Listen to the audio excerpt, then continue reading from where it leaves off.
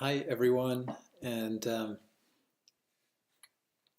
I'm trying to get in ahead of this week for the material on the what I've called the critique of modern science. Um, there's actually a ton of work on the critique of modern science, so we're really getting a small flavor of the critique of modern science. But I'm interested in surfacing the especially the critique that's happening recently. And um, you've got a video from Rupert Sheldrake. You can actually go online and find more extensive videos from Rupert Sheldrake if you want.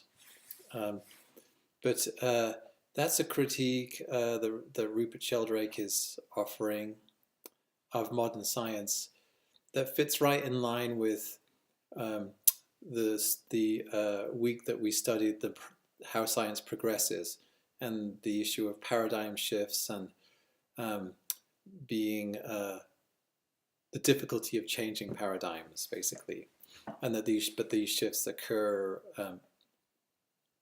every so often when anomalies build up sufficiently. And um, what Rupert Sheldrake is pointing out is that there is a dogma, basically, a religious kind of dogma in modern science. And he, in his book Science Set Free, lists 10 of these what he calls dogmas. And so by dogmas, they are beliefs that are not being questioned currently within the realms of science. And so he lists out these 10 fundamental dogmas, and he turns them into questions instead of sort of statements of this is what is true, such as that one of them is that the laws of nature, the laws of science, don't change over time. So 13 billion years ago, the same laws applied that apply now. So that's one of them. And then another one is I believe that the world is entirely material, and our consciousness is contained inside our brains. These kinds of things. These dogmas of science, and there's 10 of them. And I should probably send you a list if I can photocopy that from the book. I should send you a list of the 10 dogmas. I don't know if he delineates them all in the video or not, but he certainly explains 2 or 3 of them, I think. So, and his point is that when you turn these into questions and actually question them in a scientific way, you find that there actually is very good reason to question these dogmas, because there might be good reason to believe that they're actually not true. And and yet much of modern science is based on these dogmas. So and Rupert Sheldrake is really providing a great service, a great and courageous service, in the sense that he's asking for science to step up to the plate and be true to itself, to question everything. And he's wishing that it would, because he thinks that that will advance science into much more interesting territory and make it a much more interesting field. He believes that it's basically mired in these dogmas currently. To question these dogmas would be very difficult for anybody, and it has been for him, as you'll see by the fact that his TED Talk is banned.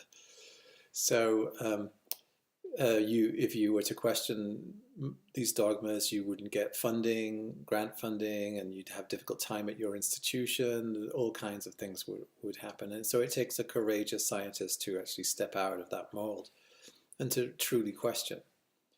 So and so we're sort of seeing this from one form of questioning of modern science, but there's an even sort of deeper form of questioning, which Rupert Sheldrake kind of touches upon, but he really doesn't go there. And the deeper questioning is, I would say, both philosophical and metaphysical. And And you're getting some of that in the Richard Tarnas reading, which is in the chapter called "The Crisis of Modern Science." And the crisis has arisen. The last 3 weeks we've studied what science is, and one of those weeks was to study what modern physics. Well, the arrival of modern physics is itself a crisis, because it reveals that science isn't quite what we think it is. It's revealing a world that is not really intelligible. And so what it's revealing about the world is at best sort of confusing, and doesn't really provide a solid foundation. Certainly it's practical, it's pragmatic, but it doesn't provide us a way to think about the world that gives us any ground to stand on. And prior to the new science, in Newtonian, when it was purely Newtonian science, everything seemed very solid and sort of sealed. You know, it was we had a picture of the world that was kind of sealed tight. Well, that's no longer true. So, and Richard Tarnas starts out by pointing that out, and then he also goes on to point out another form, which is that we also slowly started to realize in the last century that the consequences of science could be negative. And prior to that, certainly in the 1800s, I don't think that people thought that could be true. Well, at least the vast majority of people and scientists didn't think that could be true. Science was providing benefits for humanity and would continue to do that so forever. And sort of culminating in building the atomic bomb, it becomes obvious that there's no moral compass in science at all. We don't know, there's no guidance on how to use science coming from science itself. So here it's becoming obvious that we still need the human, right? We still need something beyond science in order to know how to use science. So that science is definitely not covering everything. It's leaving some very key areas. It's not commenting on very key areas. You can build an atomic bomb, you can set it off, and from science's point of view, there's no reason why you wouldn't do that. So it's where is this extra guidance coming from then? Where is the moral compass, the ethical values that would guide us in how to use science? How far can we go with genetic engineering? These kinds of questions. Well, you can't get that guidance from science itself. So it starts to become obvious on multiple levels that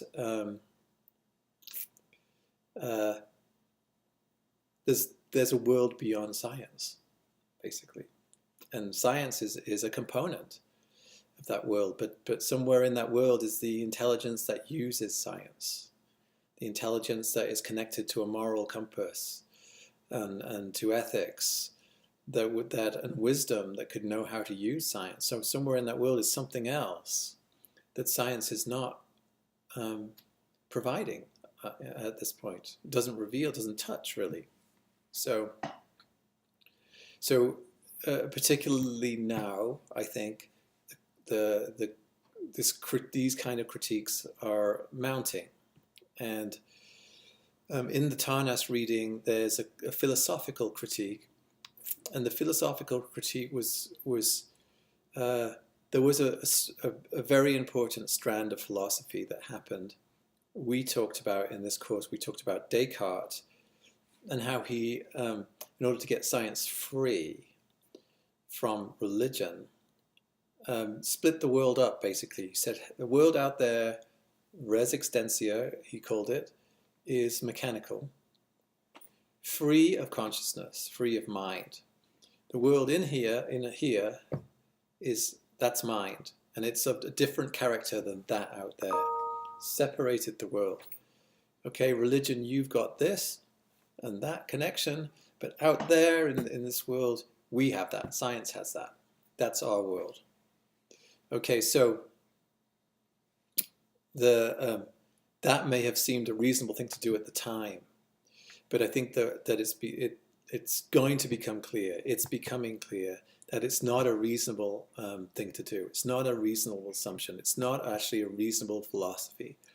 Very persuasive at the time. Its time had come, and it carried the day, and it carried everyone along ever since in a weird kind of way, because nobody really went back to question that division, that dualism, that split.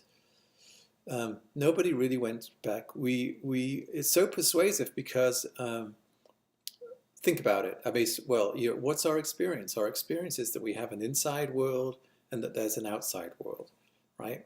We experience that apparently, right? Apparently, we experience that there's an inner world and an outward. There's the subjective, and then there's the objective.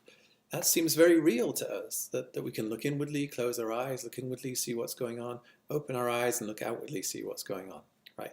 It appears that appears rock solid. Okay, and so Descartes really had jumped on that, and so that's partly why it was so persuasive. But and that led to philosophers since, particularly a British philosopher called Hume, and then a German philosopher called Kant, Immanuel Kant, and they took it further, and they realized that the problems created by Descartes' view, the problem being this, that once you make that assumption, then there's no way to actually really contact the world out there, okay? Because you've separated us, we have a different kind of, something of very different character inside of us than exists out there. And so what you could say is the essential nature of things out there in the world, I can't know the essential nature of the things out there. All I know of the things out there are what my senses tell me about that thing. And that is a representation that's made, neuroscience tells us, inside our heads. So I've got something that's going on inside my head that's a kind of model of the outside world, but I never have actual contact with the outside world.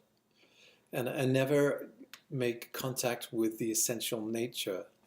I can't know what the essential nature of the outside and any object in the outside world is. And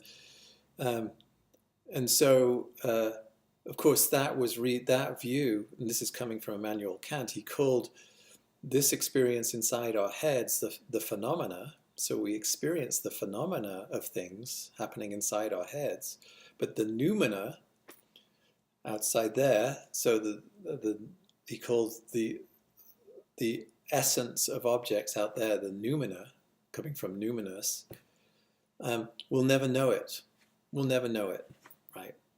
This is beyond us, because all we know is the phenomena. That's all that's given to us to know. You can see that this conundrum is arising from the split that was made by Descartes, building on what seems obvious to us, that there's an inner world separate from an outer world. And so this view of Kant's was reinforced when quantum physics arose. Kant's in the 1700s, I believe, and quantum physics came along in the 1900s. So, but once that came along, it really reinforced this, because quantum physics is just this abstract world, mathematical world. It's like, yes, okay, we're not in contact with the world. The world, the more we explore in this scientific way, the more we get a picture of an abstract world. We don't get closer to any contact with the essence of things.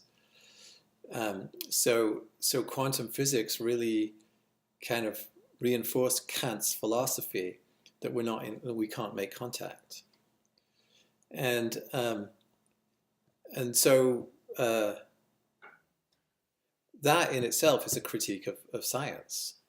If science does not lead us into contact with the essential nature of things, then it's not doing what we had hoped it would do, or what we might have believed it did, or what many do believe it does to this day. The many people who believe that it provides us with information on the essential nature of things, those people have simply not inquired philosophically, because once you do, you pretty much have to come to that conclusion that science doesn't provide us with information on the essential nature of things. Okay, so so somewhere back in there, our assumptions are perhaps wrong. Okay, and so that kind of critique, that sort of fundamental philosophical critique, has been made more real by the new physics, and also the viewpoint that so I guess how I would characterize that is this idea that there is no certain knowledge, and that's Richard Tarnas talks about that. It's like, so there's no certain knowledge, and we're seeing that. I just sent you an article on about dark matter, and we've believed in that for 40 years, and now all of a sudden perhaps it doesn't exist at all. So the way scientific theories turn over reflects this fact that we're not in contact with the thing itself, and so that there is, you can't help but get the impression that science doesn't provide certain knowledge. It provides useful knowledge, but it doesn't provide certain knowledge, and and therefore the question comes to the forefront of, well, what does provide certain knowledge? Is there anything that provides certain knowledge? And you guys know, I think, that there is, but a very different kind of knowledge, though. So at any rate, all of these things sort of mounting up and taken together are, for me, just are ways to open the window onto the mystery that underlies science. So it's really, we're just, if at some point science seemed like it was concrete, so far in this course we've gone through several weeks that start to crack up that concrete, okay, and allow some other of a different kind of light to come through. So it's leading us towards what you might call a mystery. That, of course, science itself is a creation. Science has come out of the universe, right? So evolution has produced science, and so science itself is a product, okay, a human invention, if you like, but you could call it an invention of nature, because since humans are an invention of nature, science is an invention of nature. And so that the substratum out of which science arose remains a mystery. And so it's important to go there. It's important for us in this course on science and spirituality to go there, to see that what science really, in its own way, opens the door for us to go further.